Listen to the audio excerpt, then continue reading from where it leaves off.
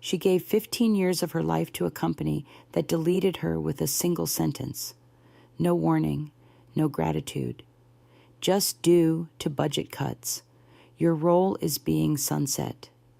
But what happens when the woman you pushed out is the one who wrote the contracts you're now trying to sell? What if the person you offered a mop to turns out to be the reason your $480 million deal starts falling apart? And more importantly, what kind of storm brews in silence, waiting for the moment to speak? This isn't just a story about corporate betrayal. It's about quiet power, about memory, about the difference between being overlooked and being underestimated. So if you've ever been cast aside, if you've ever wondered what would happen if the tables turned, you're going to want to hear what Evelyn Shaw did next. Drop a comment if you've ever seen karma catch up with someone. Like, share, and subscribe. Because what's coming next is everything they never saw coming. Let's begin.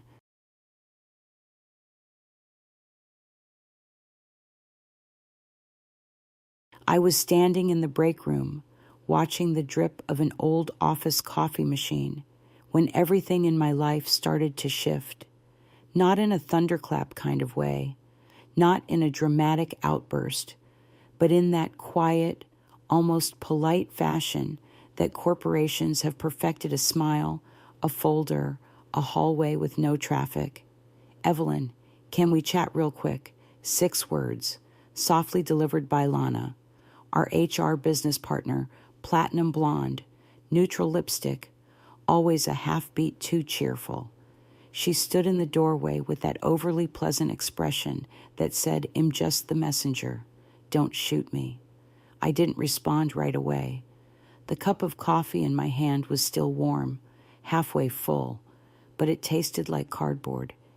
Everything did, lately. I turned and followed her out, past the desks I had once arranged for team restructuring, past the whiteboard still marked with color-coded sprint plans I had written just last week. I passed Ian, one of the analysts I'd hired and mentored last year. He looked up, opened his mouth, then closed it again. He knew. They all did. Lana didn't speak as we walked. She didn't have to. We both knew where we were going. Conference Room Delta, the place where things were signed, sealed, and made irreversible. I stepped in and found 2 people already seated. On one side of the table, Lana slipped in beside them like this was a meeting on productivity software, and at the head, in his perfectly tailored blazer, sat Derek Vaughn, our new CEO. He'd been at Veriton Systems all of 6 months, long enough to memorize boardroom buzzwords, not long enough to know the names of the people who had built the systems he now called inefficient. "Evelyn," he began, his tone practiced but oddly gentle. "First, I just want to say how grateful we are for everything you've done." That's when I knew for sure. No one opens with gratitude unless they're about to take something from you. He used all the familiar phrases. We're undergoing strategic realignment. We need to position ourselves for leaner, future-forward growth. You've been instrumental, but some roles are becoming redundant. I barely registered the rest, because that one word hit like frost through my spine. Redundant. After 14 years of building this house, I was being called redundant. Derek paused, perhaps expecting tears, panic, even negotiation, but I didn't flinch. I just nodded once, slowly, deliberately. "I see." Lana blinked. She wasn't prepared for calm.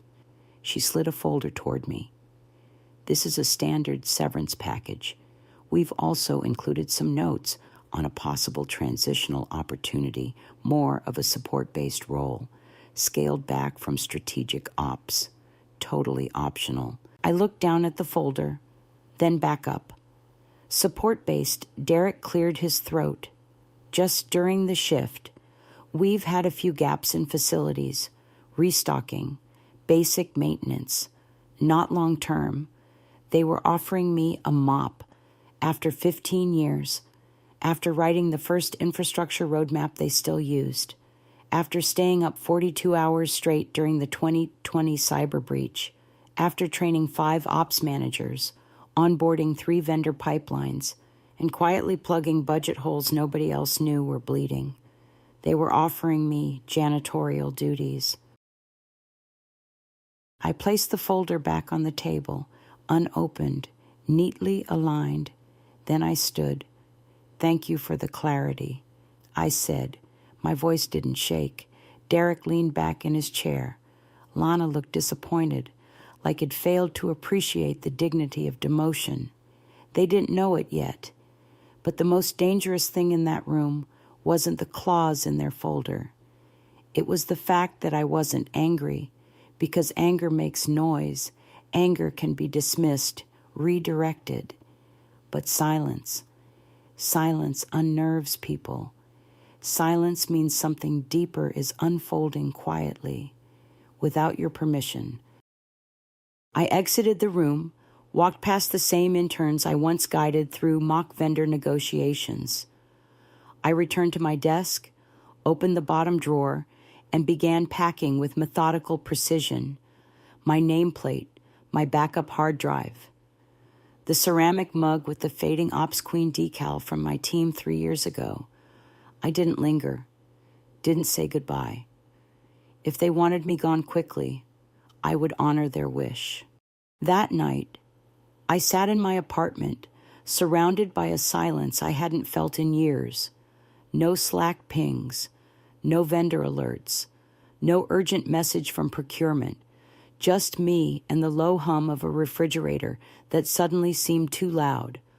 I poured the last of the boxed wine, stared out the window, and thought about the irony. They'd spent years relying on me to keep things steady, invisible but essential. And now they'd removed the one person who actually understood the system beneath the surface. Not just the digital one, the cultural one, the fragile one, the one built on loyalty, not just code. I didn't cry. I didn't rage. I didn't spiral. I just sat there, absorbing the moment, like a slow breath you don't know you're holding, until a ping broke the silence. An email, subject line, "Still consulting." I stared at it, then smiled just slightly, because something in me knew this wasn't the end of the story. It was the start of something very, very different. My key card still worked when I returned to my floor. That was almost funny. Funnier still, the welcome screen on my monitor still greeted me by name. "Welcome back, Evelyn," like nothing had happened, like I hadn't just been peeled from the very system I helped architect. I stood there for a moment, watching the little loading circle spin, then sat down, carefully, like I didn't want to disturb something sacred. Around me, the open plan office buzzed with artificial calm. A few heads turned. No one spoke. I opened my bottom drawer and started just muscle memory and silence. The mug with operational Oracle in fading gold letters. The photo of my niece from her first school play, tucked behind the monitor. 3 worn notebooks filled with flowcharts, contingency plans, and integration audits. It felt clinical, like I was cleaning out a patient after a failed surgery. And the patient was a company that still didn't know it was bleeding. Then, a shadow crossed my desk. Lana. She ditched the folder and smile combo. This time she came bearing a different kind of awkward. "Hey, Evelyn, I know this is not ideal, but there's something else I wanted to run by you." I said nothing, just waited. She shifted her weight, glanced around like she wasn't sure if someone was watching. "Derek asked if you might consider staying on. Not in the same role, obviously, but in a temporary support position, a transitional helper for the facilities and vendor logistics team, just until things stabilize. I raised an eyebrow. Slowly, support position. She nodded. Too fast. It would be part-time, and we'd be grateful to keep your institutional knowledge in-house during the shift, restocking, basic compliance walkthroughs, possibly some light custodial coordination. You're offering me a mop. She winced. No. It's cross-functional operational synergy. It's about maintaining culture through reallocation. I stared at her. Lana was many things, but malicious wasn't one of them. She wasn't trying to be cruel. She just didn't hear the sentence coming out of her own mouth. She was offering me the dig. I stood up.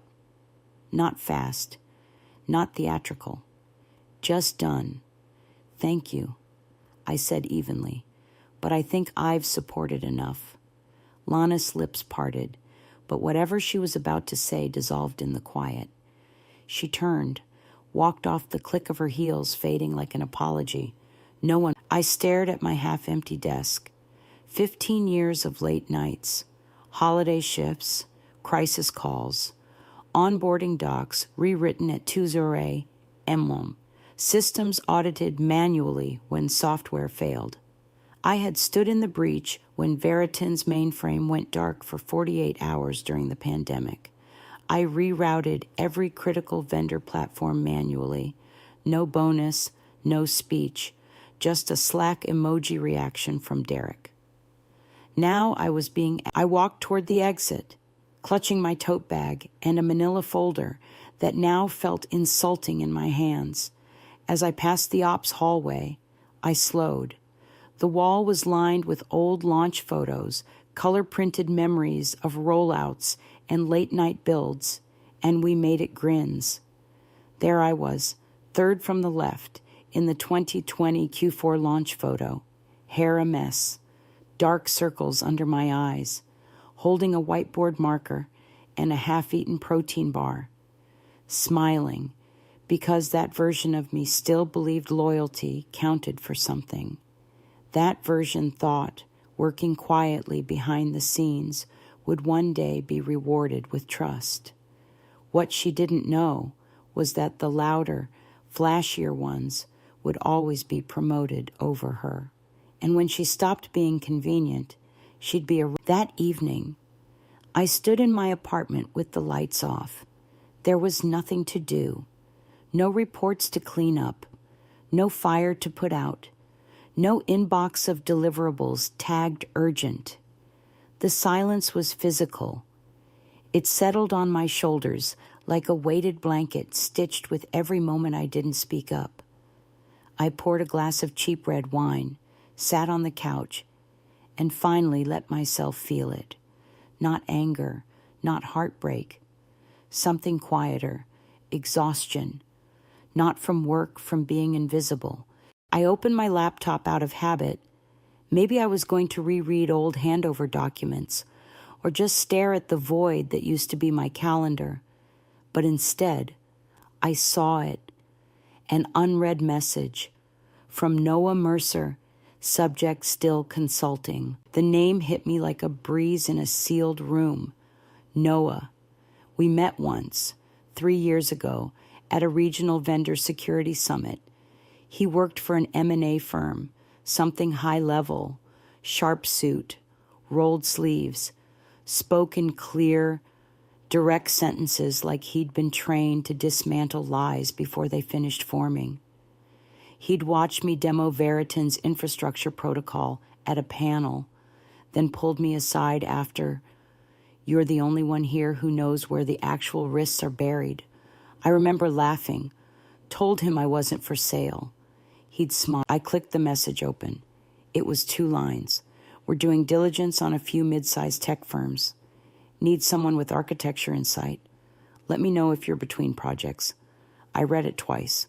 Then again, something in my chest flickered. Not hope, not yet, but something close to it. I typed 3 words, "Let's talk," hit send, and for the first time in 24 hours, I felt like I was back in motion. I didn't expect him to call. Not Noah Mercer. Not after 3 years of radio silence. Not after I'd forgotten all about the business card I tossed in the back of a kitchen drawer I never used. But less than 12 hours after I hit reply with those 2 words, "Let's talk," my phone lit up. I didn't answer right away. I watched it ring once, twice, 3 times. The past part of Meath 1, still sore from the severance folder, from the mop they dressed in cross-functional language, hesitated. But the part that had spent 15 years cleaning up after executives like Derek, that part picked up.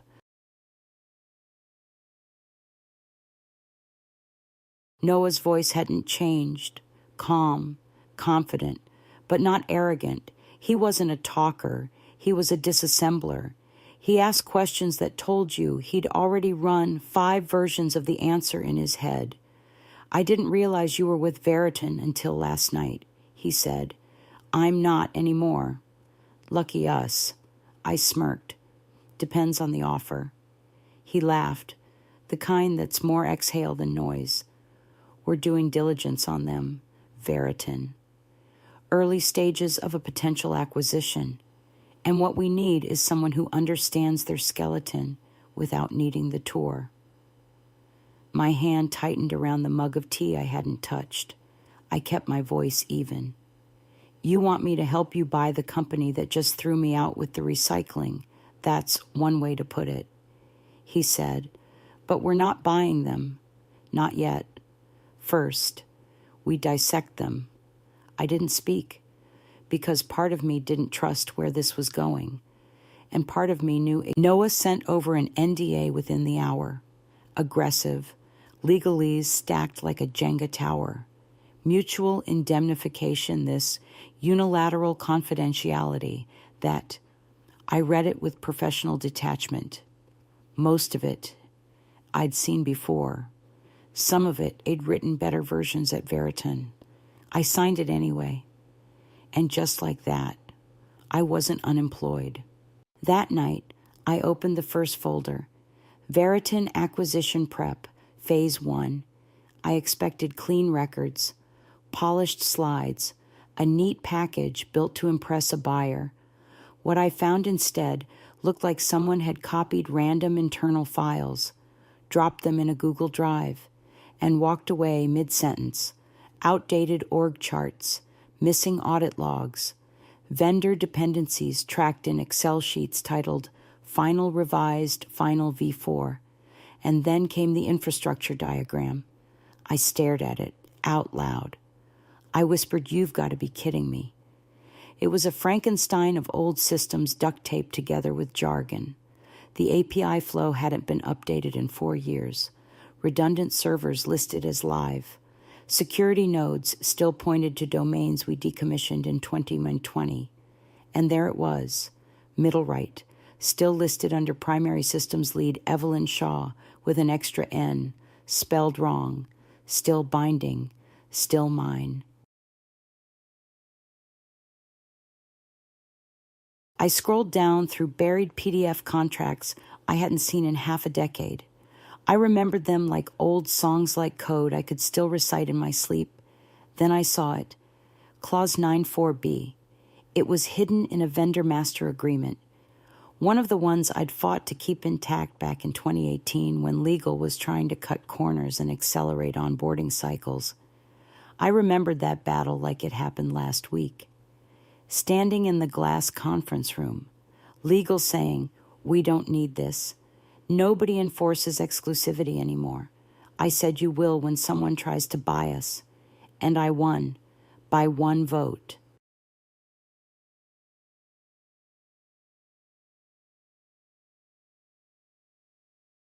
Clause 9.4b, a simple sentence with lethal impact.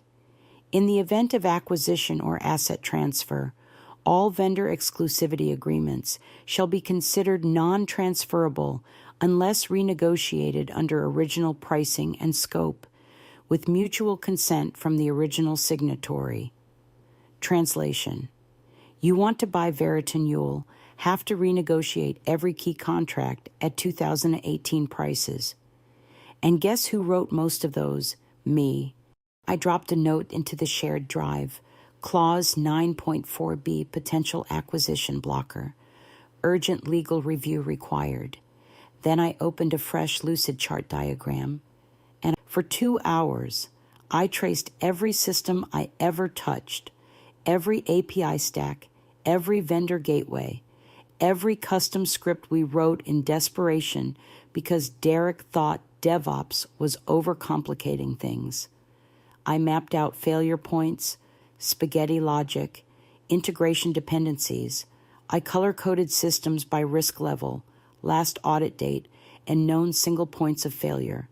At the bottom, I wrote 90% of Veriton's operational core remains reliant on architecture deployed or maintained by Shaw between 2015 and 2022.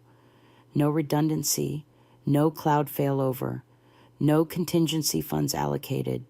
You don't own this system. You lease my legacy.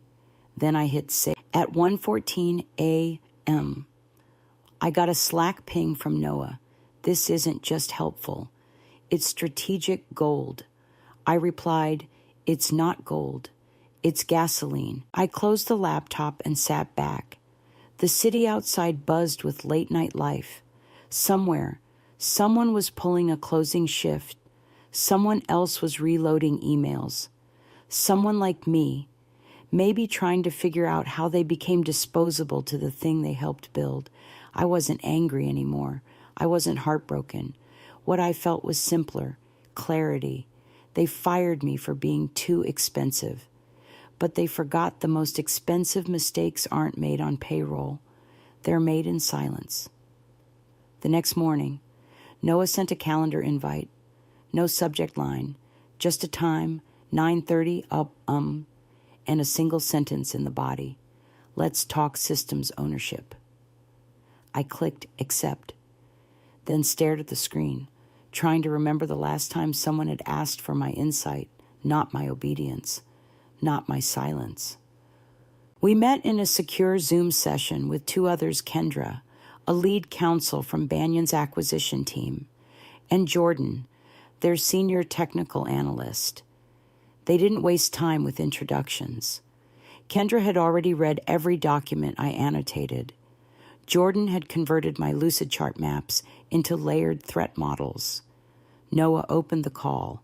Evelyn, how much of Veriton's infrastructure is still relying on systems you directly built or governed? I didn't blink. Roughly 90%, maybe more. Jordan looked up, seriously. They never upgraded, I said. Just renamed. Sometimes they rebranded functions, but the code base, the architecture, the dependencies, they're all mine. And they've been duct taping patches over critical weak points for years. Kendra leaned forward. Are those contracts still enforceable? I nodded. Clause 9.4b is standard, and it's still active. It was never sunset, never restructured, and no termination riders were added in the 2021 or 2022 revisions. So they can't transfer vendor contracts, not without renegotiating under the original terms and scope, which includes 2018 pricing, which are at least 3,540% below market rate today. Noah smiled, but it wasn't smug. It was satisfied, like a chess player watching a board take shape 10 moves ahead. After the call, I opened a fresh document, titled Veriton Systems, Operational Skeleton Legacy View. I started mapping out every shadow system they'd hidden under new labels. The compliance tool they now called SentryCore, that was just a repackaged API wrap I'd deployed to meet GDPR Phase 1 deadlines. The customer ticketing dashboard labeled Fast Track CX, still built on top of a deprecated CRM shell I begged them to upgrade in 2019. Even the single sign-on server stack they claimed was cloud native, still partially hosted on hybrid racks and Arizona racks I had commissioned, before the DevOps team even existed. It wasn't pride I felt. It was responsibility, like watching someone try to sell a house that still had your fingerprints in the wiring. That afternoon, I logged back into Veritan's internal portal, not out of curiosity, out of necessity. Shockingly, or perhaps predictably, my consultant credentials still worked. No firewall, no revoked tokens, nothing. Apparently, whoever handled the separation workflow had flagged me as a temporary off-board with a cleanup date of Q3. Their oversight, my invitation. Inside the portal, I accessed the vendor archive, found a PDF I hadn't seen in 5 years, Master Vendor Register, last revised March 2024. Page 19 stopped me cold. Clause 14b. Another one I had written. Another one I'd had to fight for back when Derek was still someone else's problem. I read the sentence slowly, savoring it like a lyric I wrote and forgot until now. In the event of a corporate ownership transfer, client exclusivity and service provision shall be considered null and void unless renegotiated under original signatory terms under a certified continuity agreement. This clause, it wasn't just a legal shield. It was a guillotine if Veritan was acquired. Every one of its key vendor relationships became legally non-transferable unless both parties agreed at old pricing with original terms, which meant dozens of contracts would turn to dust. I downloaded the document legally through my still active profile, didn't spoof, didn't hack, didn't alter a thing. I logged out, wiped the metadata trail, cleared history, scrubbed the device ID just to be thorough. I wasn't breaking in. I was taking inventory of what I built, what they threw away, and what they were now pretending they owned. That evening, I dropped the updated document into Banyan's secure workspace. Then I wrote a single sentence underneath. They can't sell what they don't legally control. There was no reply for a full minute. Then Noah added a tag, red flag structural risk blocker. The next day, the fallout began. I wasn't there to see it firsthand, but the Slack pings started flowing in anyway. First from a quiet engineer still on the inside. Hey, not sure what's going on, but legal just pulled all vendor contracts for redline review. Emergency meeting just added. No title. All hands locked out. Then another from a finance contact I used to help reconcile budget overflow spreadsheets. People are losing it. Derek's pacing like someone pulled his parachute midair. I didn't respond. I didn't need to. My fingerprints were already inside the room. There's something haunting about watching a structure collapse in silence. No sirens, no alarms, just pressure, fold by fold, like watching a glacier break under its own hidden cracks. They thought the system would carry them. They never asked who built the floor, and now they were discovering, in real time, how many rooms inside Veritan still had my blueprints behind the walls, and how many of those walls were load-bearing. The air inside the conference room was too clean, filtered, recycled, deceptively sterile, as if no one had ever said anything unforgivable in here. The boardroom sat on the 22nd floor of a tower Derek once referred to as our glass stronghold. It was surrounded on 3 sides by floor-to-ceiling windows overlooking the skyline. From here, you could pretend you owned the city.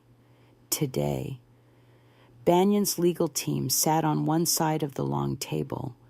On the other, Veritan's leadership, trying to look composed under the weight of what they didn't know. I entered with Noah and Kendra. No folder, no laptop, just a small notepad and the kind of silence that makes insecure men nervous. Derek was already seated. When he saw me, he blinked. That microsecond pause where the brain says, wait, she's not supposed to be here. He recovered quickly, smiled the way people do when they're hoping you're just there to observe, not detonate. Evelyn. I wasn't expecting he trailed off. I didn't answer, didn't even sit until Noah introduced me. This is Evelyn Shaw, Strategic Systems and Infrastructure Consultant.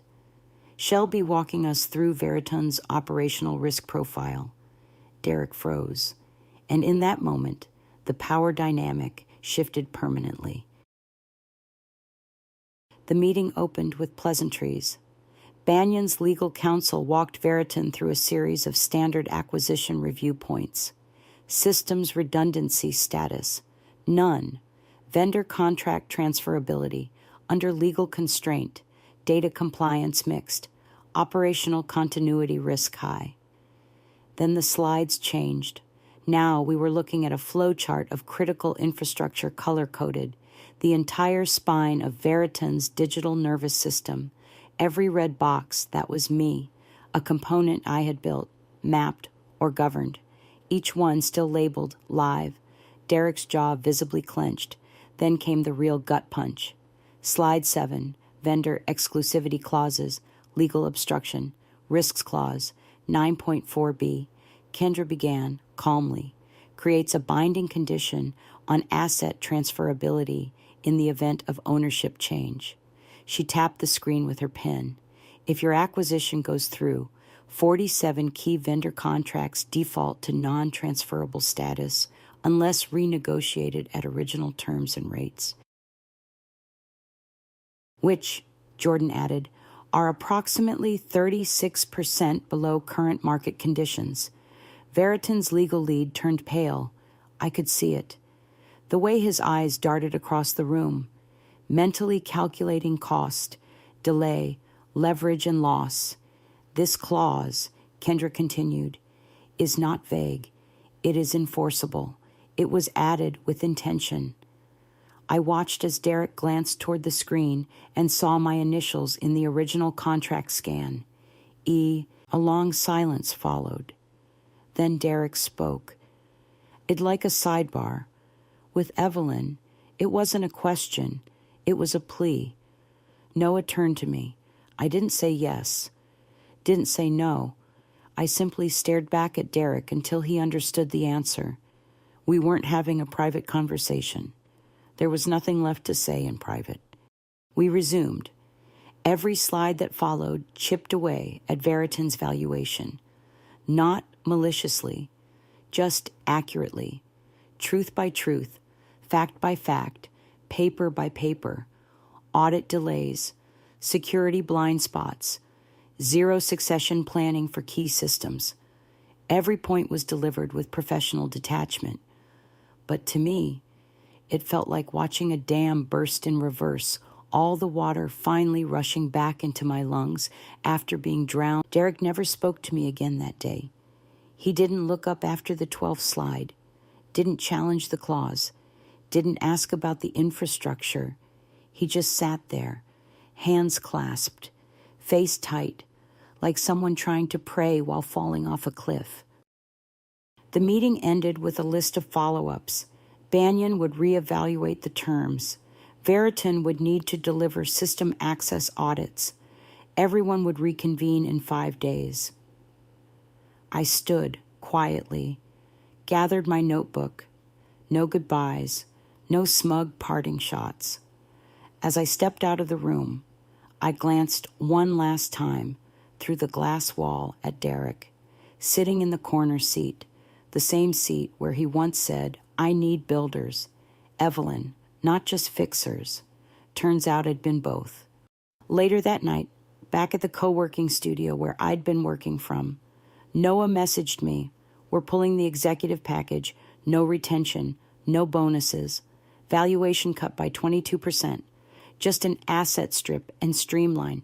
Derek, I asked, not retained. Good. He replied with a single thumbs up emoji. Simple, final, clean. I closed my laptop and walked to the window. It was raining outside light, polite, the kind of drizzle that smudged city lights into watercolor shapes. I didn't feel victorious. I felt intact, whole. The same way you feel when a fever finally breaks and you realize your body still knows how to heal. People think revenge is dramatic, loud, explosive, but the best kind is the one no one sees coming, the kind that doesn't require you to shout, because the evidence speaks for itself, and the people who hurt you, they're left explaining your silence in rooms they no longer control. They gave me a mop. I handed them a claws. They sent me out the back door. I walked back through the front carrying the thing they never thought to lock. The fallout didn't start with shouting. It started with questions, slippery ones, disguised as check-ins. Hey, just wanted to ask, are you okay? That one came from Ellie, a former compliance manager I used to troubleshoot with. We hadn't spoken in a year. Then came a Slack DM from Marcy in vendor ops. They pulled us into a meeting today. Derek said something about fortifying legal exposure. Everyone's whispering about it. You involved? I didn't reply. And then Scott, my favorite cynic on the 4th floor, the one who used to call our shared vending machine the pit stop to death, dropped a message that actually made me laugh. Whatever's happening smells like your kind of chaos. If it's you, blink twice. I stared at the screen for a moment. No blinking, no response. Because I wasn't doing anything to them. I was simply standing too close to the match when the fuse they'd already lit finally caught. All I did was hold up a mirror. Inside Veriton's offices, the panic was slow but precise. First came the vague team meetings. No agenda. Just Derek walking in with tight shoulders, asking for everyone's flexibility during this time of transformation. Then came the red flag audit calls. Legal wanted every vendor contract pulled and re-reviewed. Procurement had to account for 15 different exclusivity clauses no one remembered signing. The building got quieter, not because less was happening, because more was unraveled. Some thought the company was about to be sued. Others whispered a second wave of layoffs. One brave soul floated the word regulatory fraud. But no one suspected me, because no one at Veriton had ever really seen me. They saw Evelyn from Ops, the one who fixed the quarterly workflows when the VP's initiative collapsed, the one who quietly took night calls from EU vendors to resolve time zone hiccups, the one who made everyone else look stable while her own budget was cut in half. They saw my hands, not my footprint.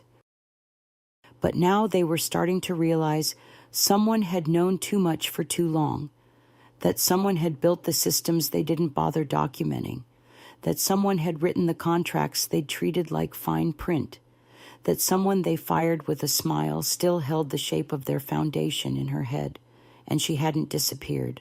She'd gone quiet, which is worse. That week, I received an email from Lana.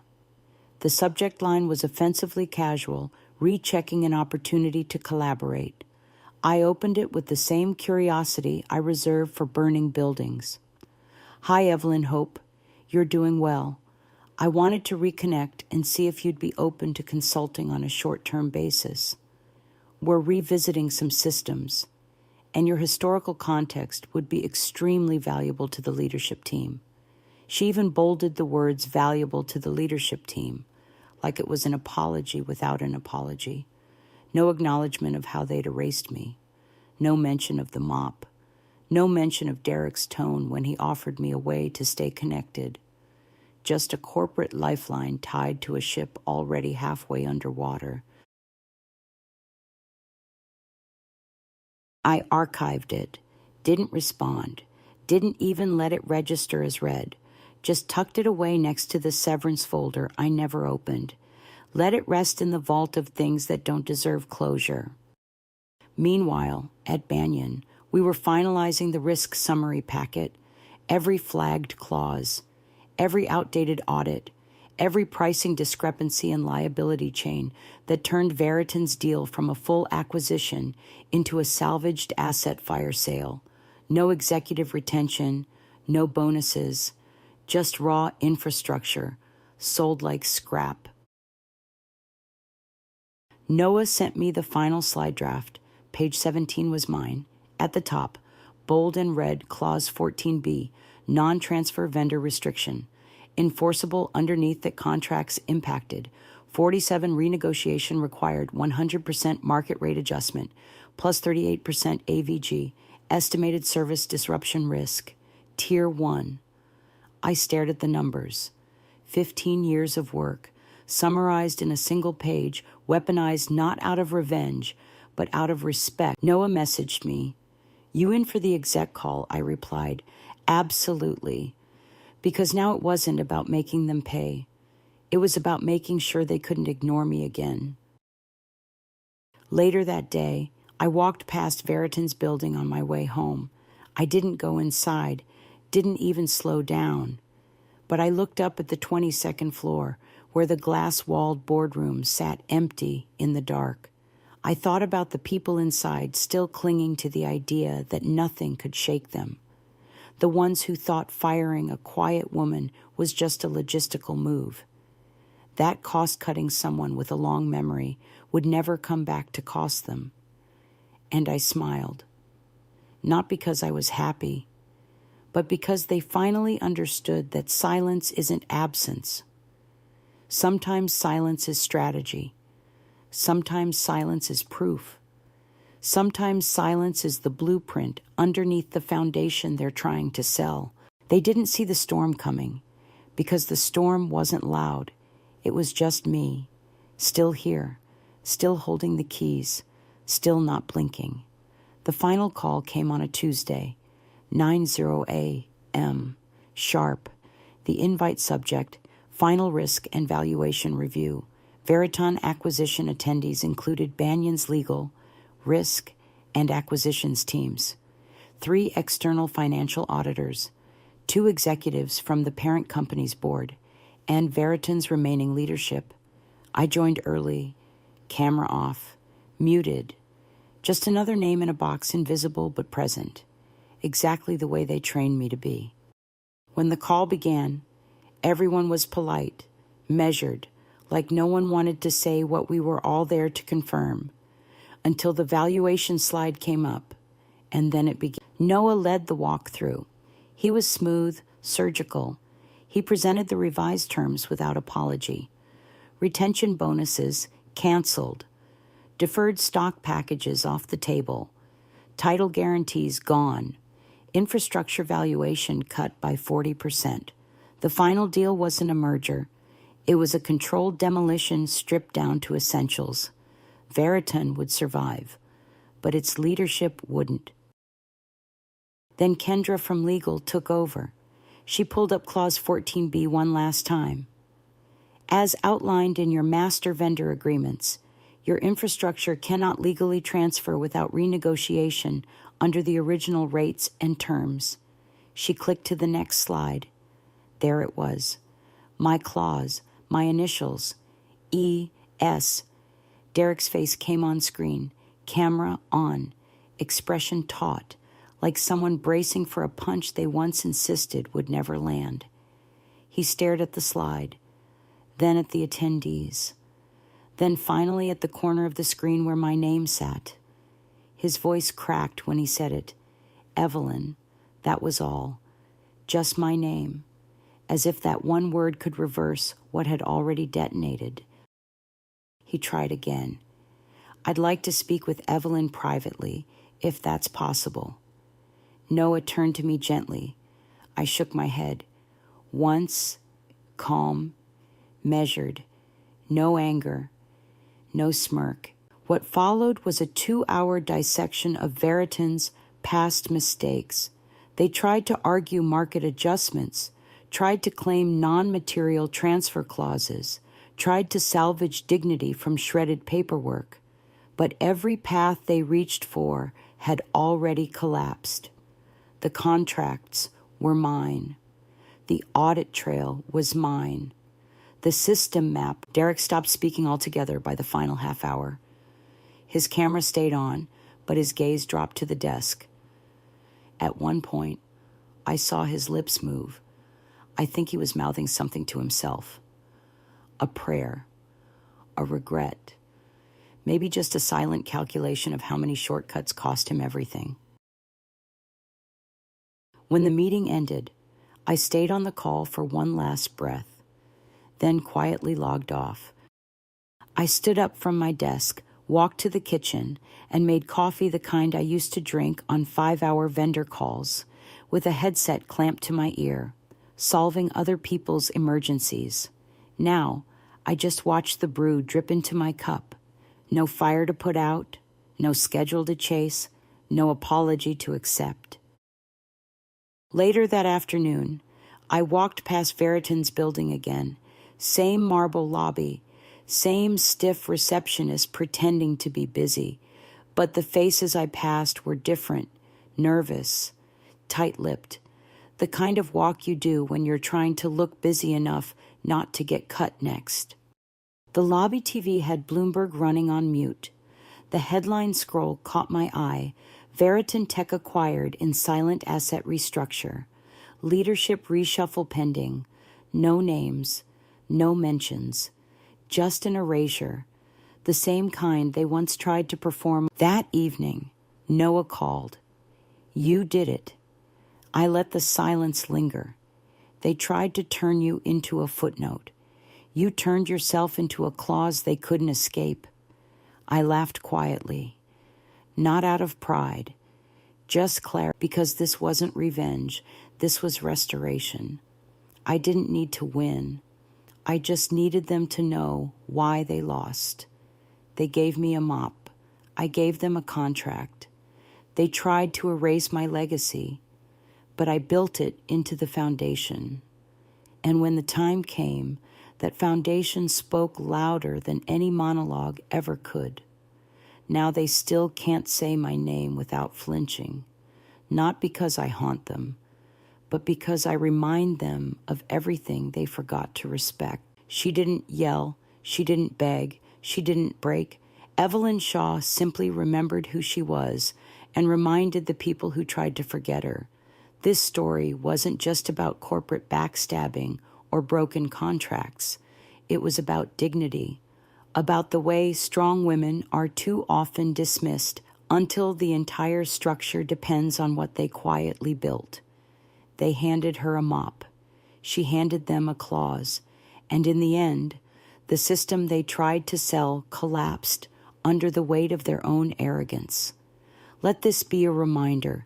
Every nobody you ignore might just be the blueprint holding your world together. So for everyone out there who's been underestimated, unheard, overlooked, hold your ground. Your silence isn't weakness, it's strategy. Tell us in the comments, have you ever been treated like you were disposable? And if Evelyn's story moved you, hit that like button, share this with someone who needs to hear it.